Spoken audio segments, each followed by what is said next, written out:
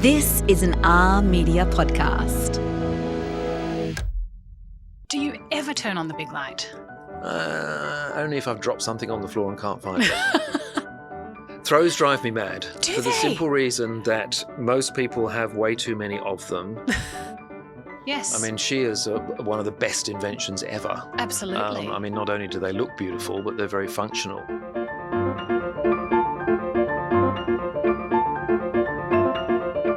This episode is brought to you by Luxaflex, transforming homes with beautiful, functional window coverings designed to change your life and lifestyle.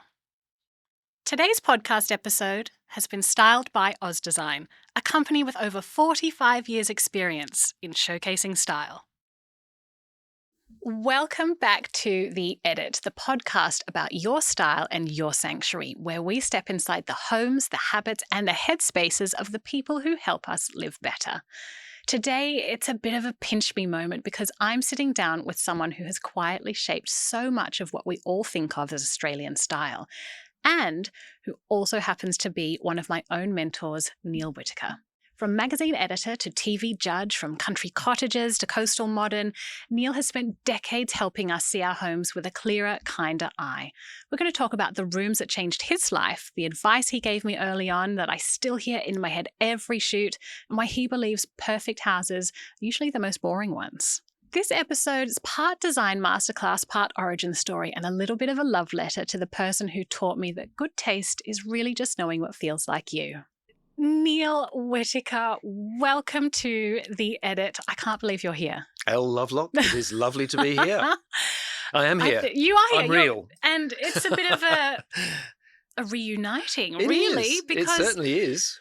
many people won't know that one of my first jobs was as your assistant when we worked at Bell. Are we allowed to say that you were Elle from Bell?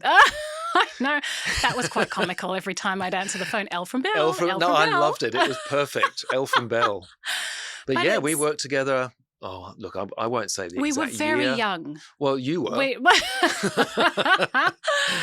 But it's wild, isn't it? Yeah. We have stayed in touch, haven't we? On Yeah. and off over the years. I've always sort Absolutely. of kept an eye on your career, and I can't think of anything lovelier than sitting here talking to you Oh. this morning. And can I also say, you have not changed. Oh. How do you do it? Well, a lot of retinol, lots of hydrating. No, good genes. You look Good genes. exactly the same, Elle from Bell. Neale, you are too kind. Yeah. I think people will be interested to know because you're a big TV star. And Oh, I wouldn't go that far, but thank you. We'll go with it.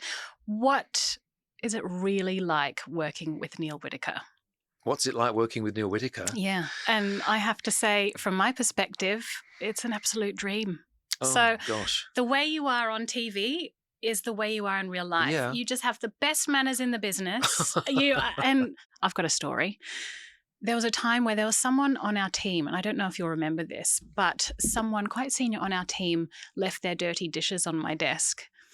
And you walked past and I said, Neale, what do I do about this? Am I supposed to wash these up or what do I do? And you said, you shouldn't be doing their dishes. Just put them back on their desk. And did you? I did. And no one ever spoke of it again. Good. So thank Perfect. you. And that's just it. Regardless of who it is, you treat everybody with such respect. Well, thank you. The first thing I have to say there is thank you. I'm very touched to hear that. But yes, respect has always been important to me. Yeah. I was never, I guess, look, when I was working in the corporate world, when I was working in the publishing world, one of the things I was never very good at was all that politics Yeah. and sort of all the managing up and all the stuff that sometimes you have to do You have in to that be a world. diplomat. Because I do believe that, as human beings, we are all worthy of respect. It doesn't Yes. matter where you are on the Yeah. ladder. It doesn't matter how old you are, how young you are, what your Yeah. job is, how junior you are. Exactly. I've always believed that in every job I've ever had.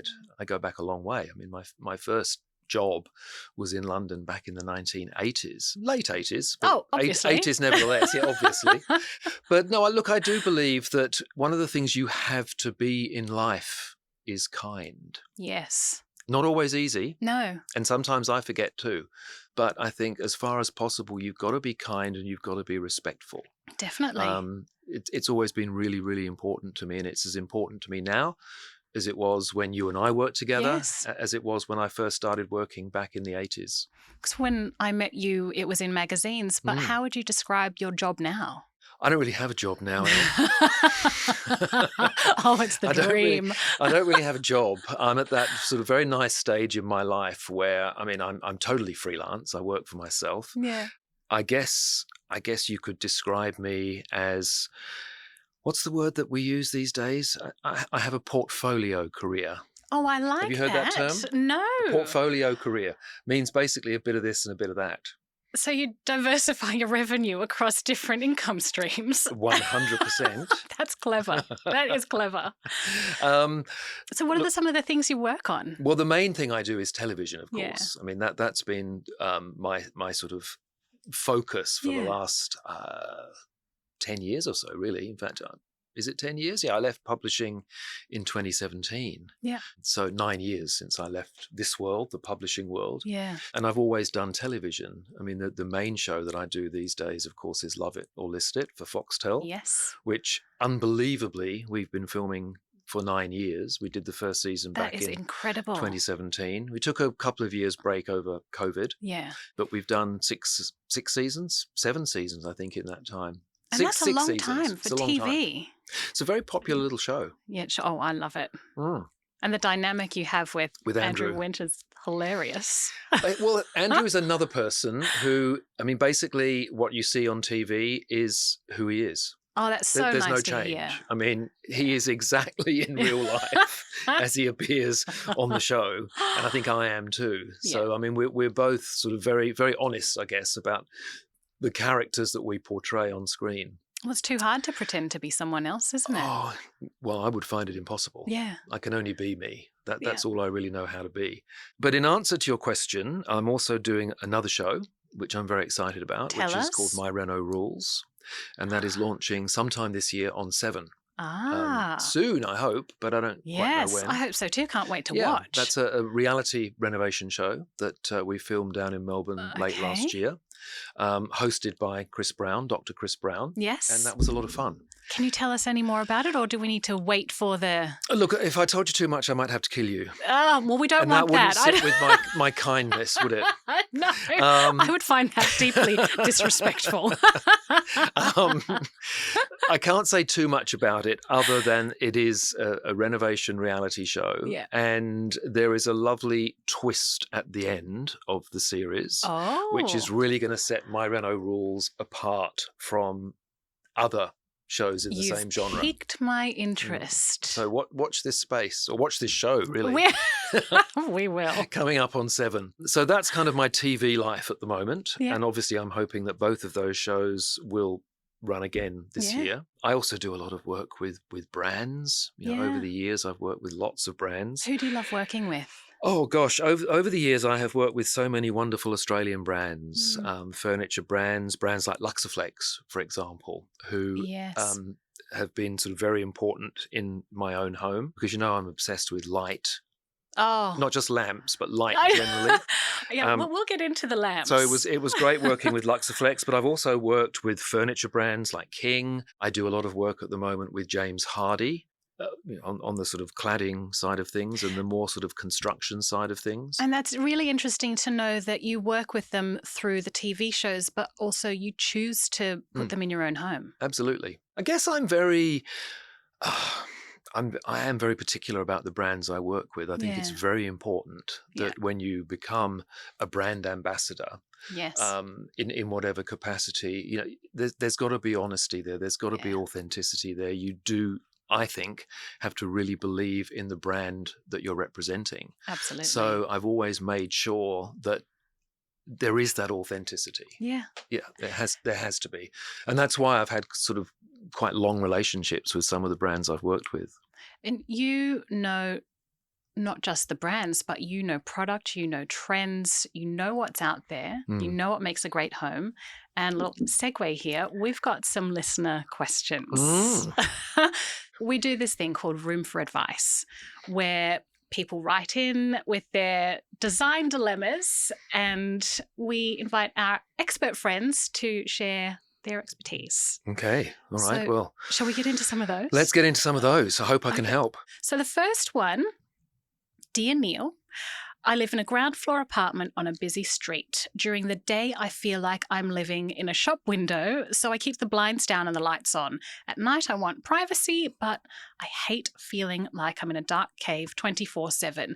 Is there a way to have light and privacy without spending a fortune? From Fishbowl Living Hannah from Fitzroy. Fishbowl Living Hannah from Fitzroy. That sounds like the name of a song, doesn't it? How does she get light in the home, but privacy? And I think the first thing that comes to my mind is shears. Yeah. Yes. I mean, shears are one of the best inventions ever. Absolutely. I mean, not only do they look beautiful, but they're very functional because they will give Hannah the privacy that she wants. Exactly. Plus, they'll filter and diffuse the light so beautifully. So that would be my first, absolutely top of my list. Yes. Is to suggest that she looks at shears. Curtains or blinds? Curtains or blinds, what with the shears? I mean, because I think of the shears as being the curtains. Yeah, so with shears, I like blinds. Yeah. I like blinds or shutters with shears. I mean, you can have shears and then curtains. Yeah. You can, absolutely you can. But I love having shears over blinds. Yeah. So shears is actually the layer that you see in the room. Yes. And then you put either shutters like plantation shutters or roller shutters, whatever. You've got the practical, behind this, that, and I love layering. Yeah. So but also don't forget, Elle, I mean, there are lots of people around that do those blinds that will allow you to have sort of top down. Of course. I mean, we mentioned Luxaflex just now. I know they do them, but I'm sure there are other people that do them too. Absolutely. Depending on your budget. But you can have those top-down blinds that will give you privacy up to a certain level, but you can still let some light in. Do you know, I was watching a TV show recently about historical homes in the UK, and it seems in the Georgian period they had these built-in almost blinds, shutters that they would pull up and do that exact same thing. Perfect. I lived in a house. I lived in a house in North London, in Islington, many years ago that had exactly that. They're wonderful. Isn't Islington the place for Georgian architecture? One of them. Yeah. There is some amazing Georgian architecture in Islington. Yeah, I mean, in North London generally. But yes, absolutely, that mechanism that you're talking about, where the shutters sort of come up out of a sort of wooden bulkhead, if you like. Yes. But also, of course, in London, in old architecture, you sometimes find the shutters that are like wooden doors that you actually fold back. I love those too. And then at night, you open them all out and then fasten them with a metal hook. So let's talk about night, because you are known for your commentary on lamps. Yeah, I do love a lamp. Do you ever turn on the big light? Only if I've dropped something on the floor and can't find it. Or if I'm vacuuming the carpet and need a bit of extra light. Seriously, they would be the only times when we turn on the big light. How do you set up lamps in your home? Are they on timers? Do you go around and do every switch before bed? No, the latter, every switch. I mean, funnily enough, way to get the steps up. The reel that I've posted on my social media account that has had the most engagement by a million times in the last few years was a video of me walking around my home, switching on and switching off all the lamps. I'm not surprised. It just struck a chord with people. No, I'm not a great one for sort of timers and all those things. I mean, I probably would make my life a lot simpler if I was. I'd get myself a few extra sort of minutes in the day. But I actually love the ritual, and it is a ritual of really turning on and turning off lamps. Yes. Sort of signal the beginning or the end of the day. Absolutely, it does. And I think there is a very natural segue from, we were just talking about England, London just now. I think there is a natural segue because I think my love of lamps absolutely is because I'm British. And I come from the Northern Hemisphere. I grew up in the Northern Hemisphere where lamps are really, really, really important. What about light bulbs? Do you go cool, warm, neutral? I go warm every time. I know, they're more flattering, I find. Oh, they're more flattering, but they're just also nicer to look at. I don't like too much fluorescent light, too much white light. Either. Oz Design is all about making your home look good, and feel even better. This season's collection brings together natural textures, warm timbers, and clean modern lines. The kind of timeless style that fits any space. Each piece is made to last and easy to mix and match, whether you're giving one room a refresh or styling your whole home. It's thoughtful design that feels relaxed but still refined. Check out the collection online or head in store today.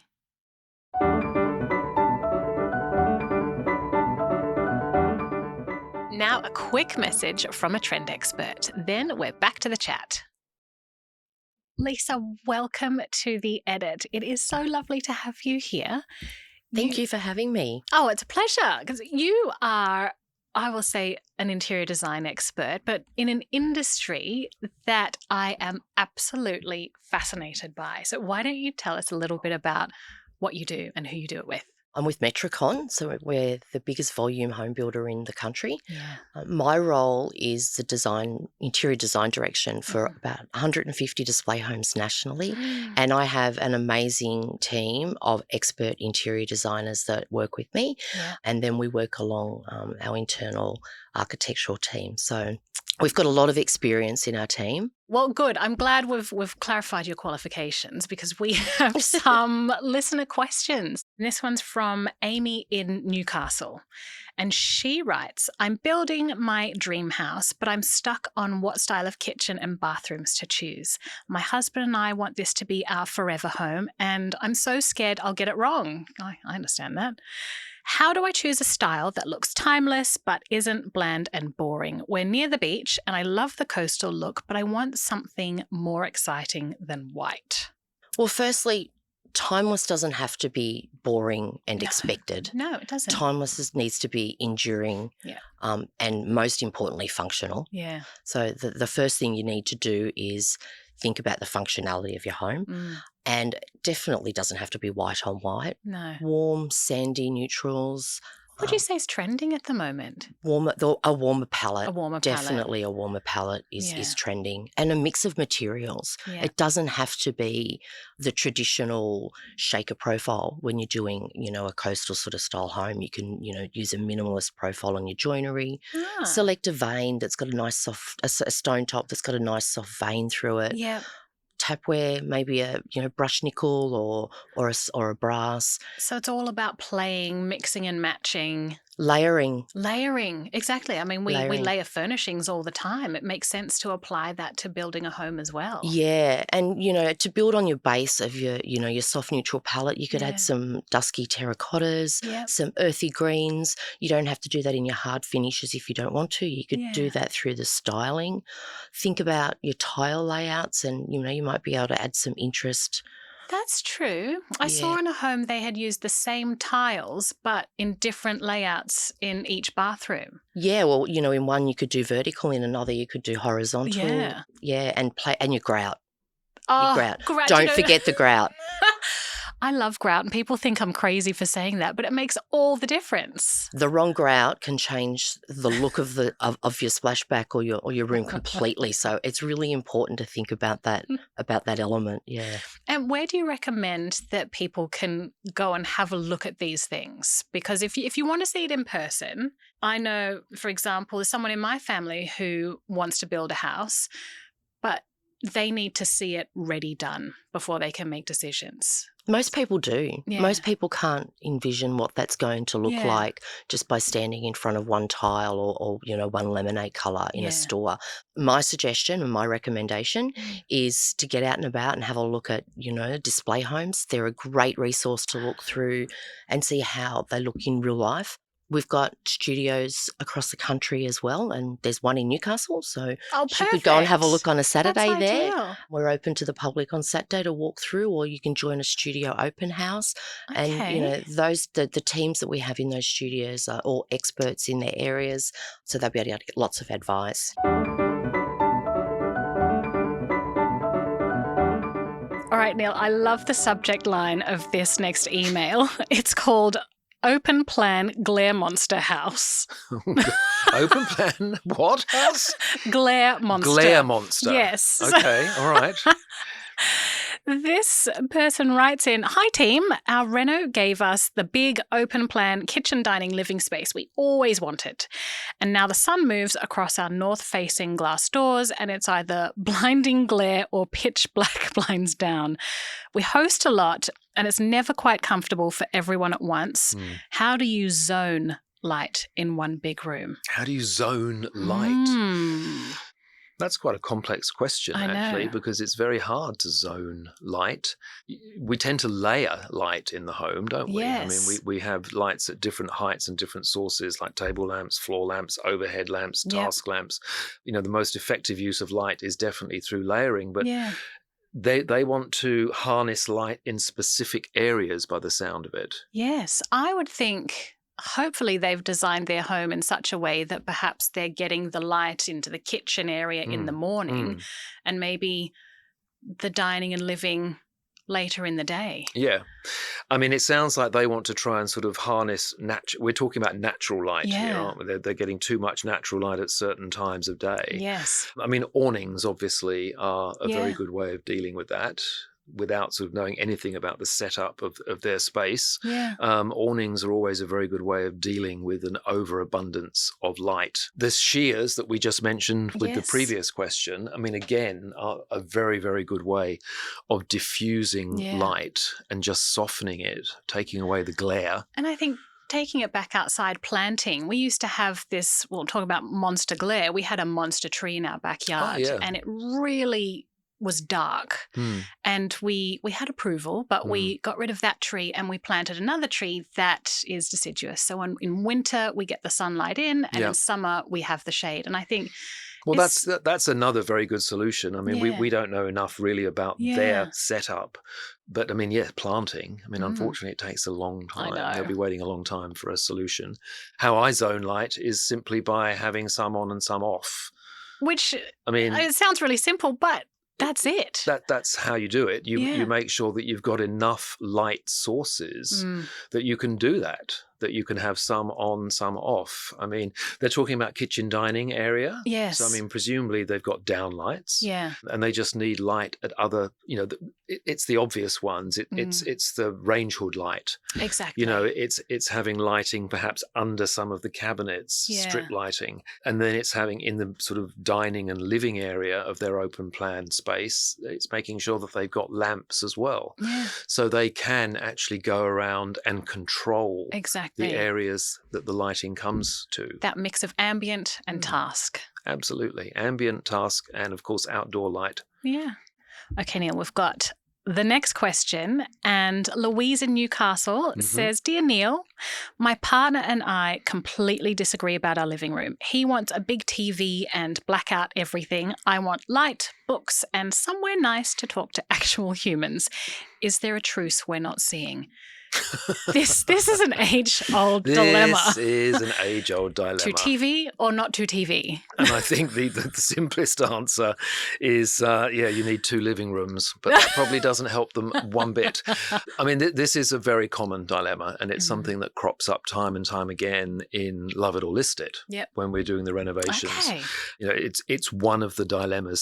Somebody always wants an area to do. I mean, it might not just be the television, but somebody wants an area to do something in that the other one doesn't want to do, and it's how do we divide that up? So we have to assume that they have only got the one space. Yes. So we will assume that finding separate rooms to live in is not an option. Is not an option. Okay, so the first thing we've got to do is look at building cabinetry around that television, because there's nothing worse, as I'm sure you will agree, than walking into any space where there is nothing but a television. Exactly. And that's all you're looking at. I agree. It should always be as discreet as possible when you've got your sight line through the house.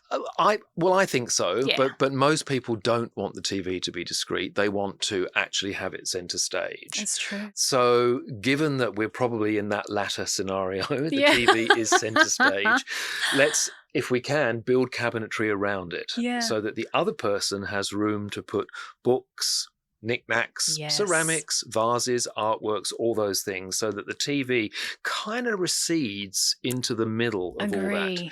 Now, Is budget mentioned in there? Budget is not mentioned, okay. But let's talk one end and the other. Okay. Well, I mean, if money is no option, and they have got the ability to buy a new television, then of course one way of doing it is to do the art television, the frame TV, they're great. Where you can actually have an artwork on it. So when the TV's not being watched, it becomes an artwork. Beautiful. And so especially if you've put all that cabinetry around it, then the TV is going to recede into that and look like an artwork. But not everyone has got that money because those TVs are expensive. They might not be able to trade up. And if they can't, then they are going to have to live, I think, and have some kind of truce over that TV being in the middle of all the books and artworks. But there are options. Of course there are options. I mean, I don't know how they're going to work out who gets to use the room. I mean, that's the other problem. You know, okay, someone wants to sit and read. The other person wants to watch the TV. Headphones. Headphones are great. It makes everyone happy. No, I'm being flippant. But I mean, also, look at room dividers. Yes. I mean, I'm serious. Yeah. I mean, on Love It or List It, there have been many occasions where we have started with an open plan space. Yeah. But we have actually put in room dividers. Because sometimes a space can be too big. Yeah. And it warrants having 2 seating areas. Yes, absolutely. So, I mean, depending on the size of the space they're talking about, they should look at that. Yeah. Whether or not they can actually put in some kind of partition that needn't be that expensive to create those 2 zones. That's one true. To watch the TV and the other one that becomes more of a sort of study come library come reading nook. So, Neale, you're on TV, but do you actually watch TV? I do. What do you watch? I watch a lot of TV. I didn't used to, but these days I watch a lot. Maybe it's something to do about living in the country and sort of having quiet evenings. We watch everything. We watch a real mix of things. We watch a lot of free-to-air TV. We watch a lot of streaming services. Yeah. It's a real combination of everything, I guess, from lowbrow to highbrow. Do you have any favourites? Oh, God, probably too many to mention. But look, I have to say that the recent sad passing of the wonderful Catherine O'Hara reminded me of how amazing Schitt's Creek was. That was one of my favourite series of the last few years. Yes. I've watched that, I think, 3 times. I have literally just finished watching Jacob Elordi's Narrow Road to the Deep North. Have you watched that? Oh, not yet. I'd like to, though. Brilliant Australian drama based on Richard Flanagan's novel of the same name. It was made last year, 2025. Okay. And it's on streaming service, and it is absolutely compelling. Fab. I'll add it to the list. Love a period drama, love a historical drama, yep. Love a good documentary as well. Me too. Cover all options. Yes, absolutely. All right, Neale, we have our quickfire questions right. that we do like to ask. I'll get straight into these. Mm-hmm. Well, I'm curious to see how you answer. Mm-hmm. So the first word that comes to mind when I say home? The soul. Oh, that's beautiful. Feeds the soul. Yeah, it does. And it should. If you answer one word, that's 2. Let's say soul, just soul. Sorry, I got caught up in the moment. Soul. Shoes on or off? Off. What's your secret comfort object at home? For example, a blanket, a mug, or something else entirely? It would have to be, I call it an ottoman, but one of those things that you put your feet on when you're watching the TV. Yeah. I've got beautiful ones that came from Morocco. That's definitely my comfort item. I can't sit and watch the TV without putting feet up on the beautiful Moroccan ottoman. Oh. It's about this big. I agree. Who needs a coffee table when you have an ottoman? Oh, I've got a coffee table too. Oh gosh. But no, I love the ottoman.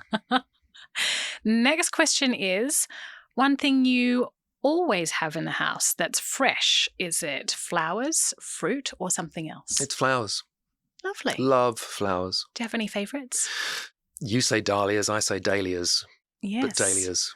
Maybe I should say dahlias from now on. Well, that's English people say dahlias, but I've noticed Australians normally say dahlias.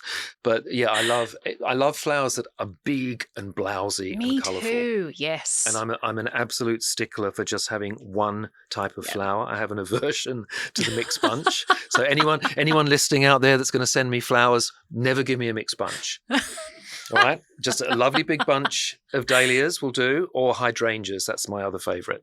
Oh, I think hydrangeas are the emblem of home beautiful. Oh, yeah. Well, no, absolutely. I love them too. Right. Next question is biggest decor regret of your life? Nothing to do with the actual item itself. It was just our bad placement of it. We had, when we moved into our house in Bury, the one that we still live in at the moment, we put in one of those beautiful suspended fireplaces. Yeah. Which, absolutely lovely. I was so excited about it. Yeah. But it was just the wrong thing for the space. Oh. I so wanted it to work. Because they're so gorgeous and atmospheric. Yes, I convinced myself and David that we had enough space for it, but actually we didn't, and it was much too intrusive, and it gave out way too much heat. Really? So once it was a light, I mean, it turned out our dining room into a sauna immediately. And sadly, it had to go eventually. We had to change it what a for shame. a much more discreet sort of wall-mounted fireplace. But yeah, that was probably our biggest mistake. And as I say, it was no reflection on the suspended fireplace at all. It was beautiful. It was just our space wasn't big enough for it. So my bad. It's nice to know what even happens to the experts. Oh, yes. Oh, yes. Next question is, if your home had a soundtrack, what song or artist would be on repeat? That's a really good question because, I mean, I think I've come late to this party, but I have literally just discovered an amazing Icelandic jazz vocalist called Leve. Do you know Leve? No, I do. I heard her play on I think it was the Royal Variety Show at the end of last year. I think she was on that. She is quite extraordinary, and her music is just everything I love. It's like a modern take on all the jazz that I've been listening to my whole life. And I am absolutely obsessed and absolutely in love. So anything by Leve.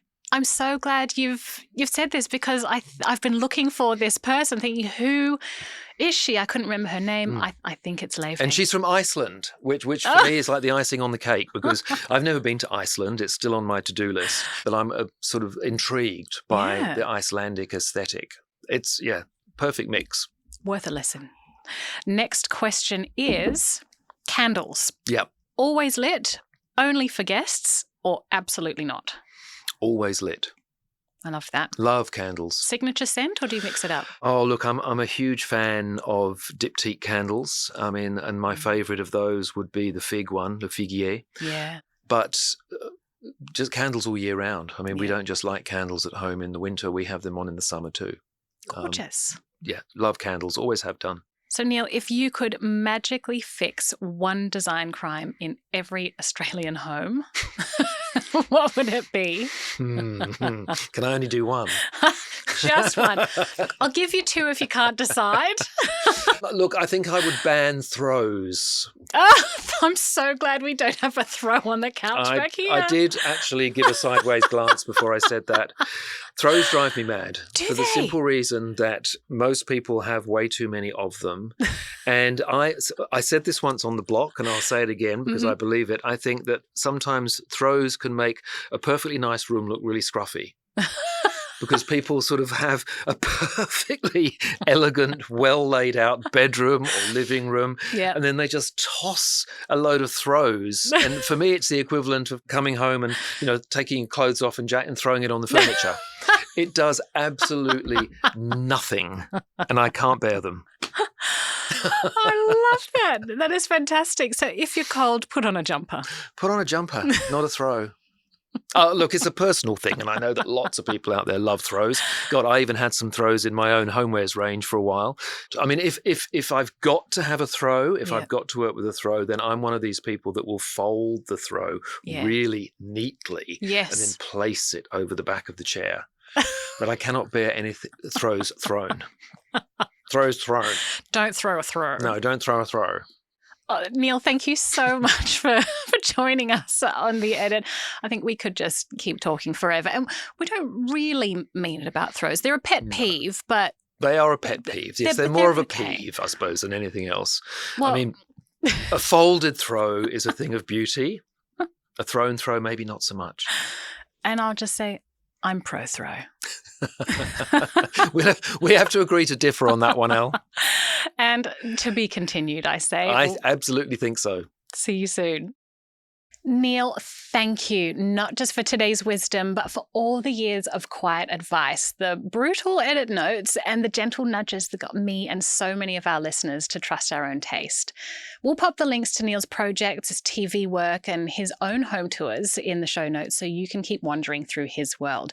And if you've got a question you'd love me to put to a future mentor or design hero, email us or DM @HomeBeautiful.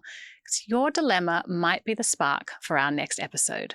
This is The Edit. It's your style, your sanctuary, and a reminder that even your design idols started with one slightly wonky room.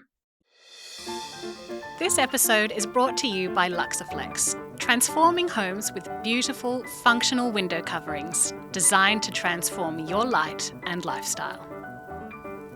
Thank you to Oz Design for our beautiful set. Come and visit the Experience team in store and see the collection for yourself.